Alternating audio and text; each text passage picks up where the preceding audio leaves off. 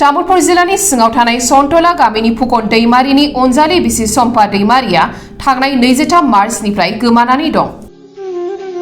थारैनो हाबा जानाय आइजोफोरा बांसिननिफ्राय बांसिनसो गोमानाय जाथाया नुजाथिबाय थाबोदों। सानै फिसाजो आरो सासे फिसाज्लानि बिमा सम्पा दैमारिया गावनि उन्दै फिसाज्लाखौ लाफानानै गावनि जोनोमगिरि बिमानि नखराव आलासि जानो थांनायनिफ्राय न'फारसे गिदिंनानै फैफिननो होननानै ओंखारबोदोंमोन। नाथाय गावनि फिसायनि न'सिम दिनैसिम सौफैयाखै सम्पा दैमारिया। सम्पा दैमारिनि फिसाय आरो फिसाजो पुर्णिमा दैमारिया खौरांनि गेजेरजों खावलायहरदों दि जुदि सोरबाफोर बबेयावबा नुसनबायोब्ला अन्नानै गाहायाव होनाय जामबुं नाम्बारनि गेजेरजों नखरनिसिम खौरां हरो, बेखौनो नखरनिफ्राय रायजो राजाफोरनिसिम गुरैयै खावलायहरदों। जामबुं नाम्बार 7637944234। नों मायाव थांखो? जोंखौ मानो गारना थांखो? बाबाया नोंखौ फाग्लाखौ नेगिबाय थादों। जों दा सोरदो थानांगौ? न'आवबो ओंखाम संना होनाय गैया रावबो। जोंबो देराखै। जों सोरदो थाबावनो? जों गाबाय दङ नोंखौ गोसोखांनानै। फाय आयै नों थाबैनो फाय। जों नोंखौ नांथारगौ आयै। फै। आंनि बिसिया 23 तारिख दिननिफ्राय गोमादो, मोनाबिलिनि 5टा बाजारनिफ्राय गोमादो आरो इखौ आं दा नागिरबाय थादों। मुवा दङ मुवा गैया इखौ आं एखेबारे फाग्ला रखम नागिरबाय थादों। दा सोरबा लोगोफोर मोनोबा इखौ हमनानै जोंनिथिं फारसे फन हरनांगोन आरो होमबानिया जों लायनो थांगोन जेरावखि थाया मानो। आंनि बेसेबां फैसा लाना थांदों बे फैसा दोनथुमनाय फैसाफोरखौ बेफोर फैसाखौ आंनो खमसे खम आधा होलांना थांबाबो आं मानिगौमोन। बेसेबां 414 लाख फैसा इनिफ्राय नै बैसागआव इनिफ्राय आरो 3 लाख माबा इन्सुरनि 3 लाख फैसाबो मोनगोन। बेफोर फैसाखौ सोब लाना थांजोबदो बियो। आं दा एखेबारे फाग्ला रखम नागिरबाय थादों। नागिरबाबो नुवा मोनो आङो। इयो बबे खना सिंबो हाबसोना दङ। आं बेखौ दा नागिरना मोनाखैना। आंनि फनखौ फन खालामबाबो दानना होबाय, रिसिभ खालामा। जायनि मेनो फन खालामदो माबा खालामानोखा, रिसिभखौनो खालामा। खमसे खम रिसिभ खालामना बाङाय रायलायहर आंदो मुवा दोङो बेखौल' खिथा, होमबाना आं लायनो थांगोन। आं नोंखौ बुवाबो जेनायखौ सिगांनि रखम अनदोंमोन बेखौ जानो लाफिनगोन आं नोंखौ।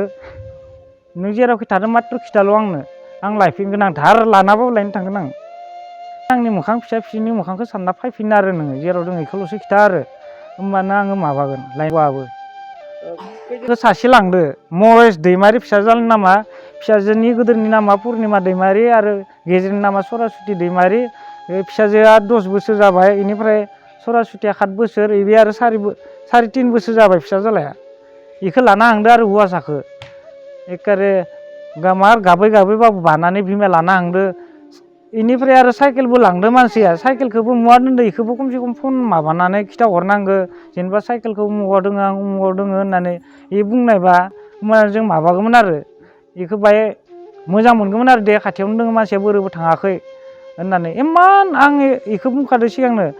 गामिनि रिनबो लादो, रिनफोरखौ जोङो मारिनोसै, फैसायाबोथ' गाबोन सख'नाय डेट। सख'नानै गारि चार्जारफोरखौनो गंसेसो बायनानै आं सलायसिगोन।